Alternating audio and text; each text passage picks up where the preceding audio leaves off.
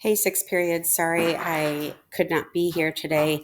I was actually here, and then I received a phone call from the high school that Mason needed to be picked up because he is sick. So I hope I am back tomorrow. In the meantime, I want to make sure you guys understand, excuse me, what you're doing today. And I want to walk you through the steps of how this website's going to work. So the first thing, once you click on our assignment, there's a link here. It's called Teach Bonsai, and it's just bonsai.org. And this is the code that you're going to need. You'll click continue, and then obviously you're going to click I'm 13 years or older. And then preferably, I want you to sign up with Google. Okay, once you have signed up with Google, then you're going to get your screen. Hang on, let me go back.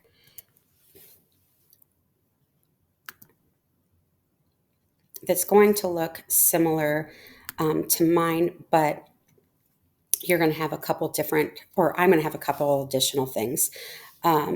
So the first thing is you don't have the Bonsai Junior or maybe the Digital Citizenship one. So you're going to click on where it says Bonsai Teen, and you're going to see two options from here. One says Bonsai Teen and the other says vocabulary practice. We do not need to do the vocabulary practice. So you're going to click enter, and then you will be doing a couple things. Let me go back. The first thing that you're going to do today is you're going to take this pretest. There are 25 questions on the pretest. I need to preface that no matter what your score is, it's not going to affect your grade. The only way it's going to affect is if you don't complete the pretest. So if you get a 5 out of 25, then you get a 5 out of 25, you still get 10 out of 10 points. The reason why is because I want to see from the pretest to the post-test how much you guys have grown. So I want to see growth. So I don't want you to rush through the questions on the pretest. I want you to just try your best. Again, don't worry about the score that you or the percentage that you get. I'm not concerned with that. Okay, I'm hoping by the end of the semester or the 9 weeks that you'll see growth here. Okay, so what you'll do is you click start. It tells you there are 25 questions. All of them are multiple choice. It does say you can stop, but I don't want you to stop. I need you to get it done today. So this is an example of what the questions look like. When you're done, you'll click finish, and then you're going to go back to this area here. Now, there are we're going to be doing all three of these. The game, I'm going to explain not today in this video, but I'll go into depth with that. Basically, I'm not even going to talk about it. Never mind. So we're going to start here with life scenarios, and I want to walk you through the first few transactions. So you're going to click start. It just goes through an intro with you. His name is Bill. You're going to use these real life scenarios to track your expenses, plan your budget, and save for a rainy day. You can just keep clicking next. Okay, so you can see these grayed out accounts. Right now we're just looking at cash, okay? We're going to go through what each of these are in here just a second. Obviously, this is your wallet. It holds cash. Right now we have $25 in cash. Cash is the ultimate convenience. You can pay anyone in cash. Even your kid Dilbert or your kid brother Dilbert knows that. Okay, your second account is your checking account. So you have total, if you add those two up, $450. Now, a checking account, remember, you can write checks, you can deposit money, you can withdraw money. That is money that you own. It's also linked to everybody's debit card. So if you hear the word debit card, it's linked to a checking account. Okay, so these two are actually money that you actually have. Okay, we're going to be using a lot of this, mainly the checking account. So like when you record here soon, transactions, the majority of the time it's going to come from your checking account.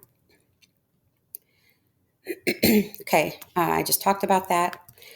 Also, this is how we're going to like pay our bills and withdraw money, like I said, and deposit our paychecks. And then lastly, they're going to supply us with a credit card. Now, in the real world and on this, the ultimate idea is to be able to take from cash and checking and not have to use our credit card. But there's times when we actually need to.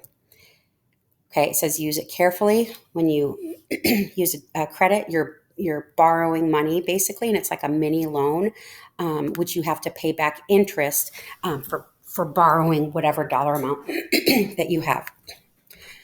Okay, so the mini quiz, I'm just going to tell you, it says, what's the best way to plan for unplanned expenses? Have your parents make up the difference, keep an emergency fund, carry large sums of money in your wallet just in case, or take money from your other parts of your budget. Hopefully you guys all know that the answer is keep an emergency fund. Okay, so once you answer that, you'll just click next. And then there's one other little question. It says, which of the following is true about debt? The first option is eventually your creditor will forget if you wait long enough. Number 2, debt is a necessary part of any budget. Number 3, debt is unavoidable for some expenses like medical and school. And then lastly, debt negatively affects your net worth regardless of what it's used for. Okay, so hopefully you guys all select the last option. There will be some questions along the way that you'll answer. You won't get points taken off if you don't answer those right, by the way. All right, next we're going to cover we already talked about your accounts. So we have our cash that's held in our wallet. We have our checking account, and we have our credit cards. Those 3 things are going to show us how much money we have and how much money we owe. Now we've got to figure out what that money is actually used for. Down here, we have 6 categories for our budget.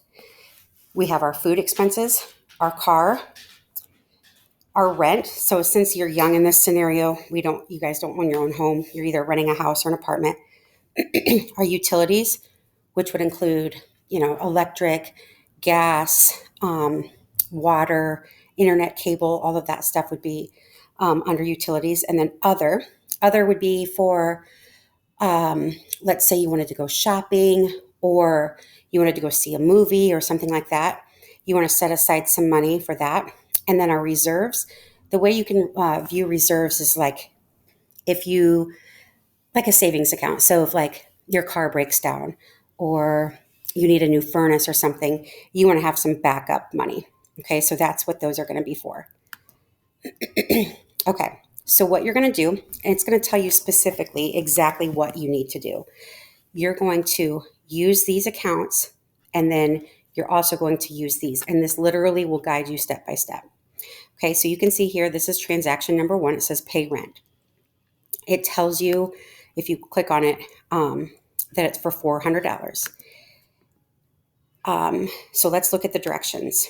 It says if you need help reading, like I said, you can click the zoom in button. And then once you get to this section, everything you see in bold is going to be important. Okay. So there's always going to be 2 steps to the transaction, using your accounts and then using it in budget. So for this one, it says use the money in your checking account and then take from your funds from rent from our budget. So you're going to click on checking account, and you can see we have $425 in our checking account, but our rent is for $400. So I'm going to type in 400, click OK. Now it says, now take $400 from your budget. The obvious, since this is rent, we're going to take it over here from rent. And you can see we have $400 set aside there. And now it shows us we have 0, and our checking account, we're down to $25. If you see the green bar that says done, that means you did the transaction correctly. If you see that, well, if you don't have a green done bar, that just probably means either you might have typed in a number wrong, or you might have um, like miscalculated, or didn't figure out which budget category to go into. I want to do one more with you because it's going to be your paycheck. This is important here. The total balance of your budget will always equal, the balance of your accounts. Okay, congratulations. You just got your job. You obviously have to pay taxes, just like we know. So we can move on. Now you're going to deposit 2 or 3 checks. I forget. There's roughly 30 of these transactions. So I want to do this one with you. Okay. Every time you get paid, all of the money is going to go directly in our checking account. Okay. So we know for sure all of that money is going to go, but we see this little sticky card or sticky note, and that is where the, how we're going to divide it up into our budget. So we know that we always use net pay. If I click on here, I can see that the net pay is $322.21. Okay. So we know it goes in checking. I'm going to put 322.21 and click OK. And you can see now it's added the 322.21. So we know we put money in here. Now we've got to divide this up into our budget. And it breaks it down for us right here. It says 25 is going to go to gas for our car. We're going to put 25. And you can see then it starts subtracting this number. 75 is going to go for food, groceries. So you see it says 297.21. When I type that in, it's going to go down. And it says now add the 222.21 to your budget. If we look here, it says our favorite band is coming into town. So we want to make sure we set aside money in the other category. And then now this number should meet that last number here. And this, we're going to put the 142.21 into our reserves. So 142. Now I'm going to put in the wrong number so you can see how this would work. You can see that I don't have a green bar down here. And like I said, that typically means, sorry, my throat. That typically means we just typed in our numbers wrong. So 142.21. And then we should see the green done symbol. Okay, it says, great job, you've recorded your income. That's called double entry accounting. So basically what you do for your accounts, you also need to do on the opposite side for your budget. So you're entering the number twice, but it's going to be different. Okay, so from this point forward, you're on your own. I'd like you to ideally get through transaction 15. All you have to do, look at the transaction, but this is most important. You've got to figure out what you're using your money for. So it says you've stopped, your fuel gauge was on E.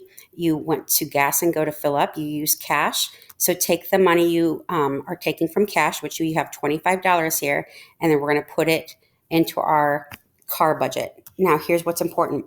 The total was $20.15.